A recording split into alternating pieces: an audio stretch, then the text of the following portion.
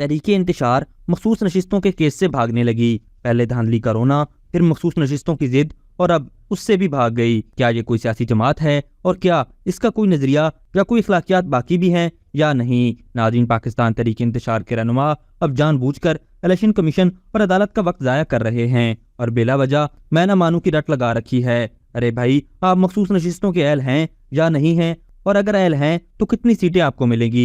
ये कानून ने तय करना है, ना कि आपकी ज़ाती ख्वाहिश पर इलेक्शन कमीशन या अदालतों ने फैसले सुनाने हैं। अब चूंकि तहरीक इंतशार को इस बात का इदराक हो चुका है कि आइन और कानून के मुताबिक जितनी भी नशिस्तें उनको मिलेंगी, उन सब के बावजूद भी यूथिया इत्तेहाद कौंसिल विफाक या पंजाब में हुकूमत बनाने के काबिल नहीं। इसी बात को मद्देनजर रखते हुए अब चेयरमैन तहरीक इंतशार और यूथिया इत्तेहाद कौंसिल जानबूझकर इलेक्शन कमीशन और अदालत में केस को लटकाने के बहाने तराशने में मसरूफ हैं। आखिर में इन्होंने अपनी हार तस्लीम करने की बजाय आना सड़कों और चौराहों पर ही है, जो कि इनकी असल औकात है। नाज़रीन, यहाँ ये बात भी काबिल जिक्र है कि सुन्नी इत्तेहाद कौंसिल की जानिब से एक लेटर लिखा गया था जिसमें उन्होंने खुद कहा है कि उनके इंतखाबी निशान पर कोई पाकिस्तान तहरीक इंसाफ का रहनुमा इलेक्शन लड़ा ही नहीं, और खवातीन कोटे के हवाले से जो 5% टिकट दिए जाते हैं वो भी नहीं दिए गए। और इस लेटर में चेयरमैन सुन्नी इत्तेहाद कौंसिल साहबजादा मोहम्मद हामिद रजा ने खुद कहा है कि उन्हें खवातीन की मखसूस नशिस्तें नहीं चाहिए। जिसके बाद सवाल पैदा हो रहा है कि कैसे पाकिस्तान तहरीक इंसाफ ये मुतालबा कर सकती है कि मखसूस नशिस्तों पर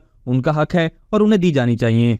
अभी तक के लिए सिर्फ इतना ही। मजीद दिलचस्प और ताज़ा तरीन खबरों से आगाह रहने के लिए हमारे चैनल इस्लामाबाद इंसाइडर को सब्सक्राइब करना मत भूलिए। और अगर हमारी ये वीडियो आपको अच्छी लगी है तो इसे लाइक कर दें और अपनी कीमती राय का इजहार नीचे दिए गए कमेंट सेक्शन में ज़रूर करें।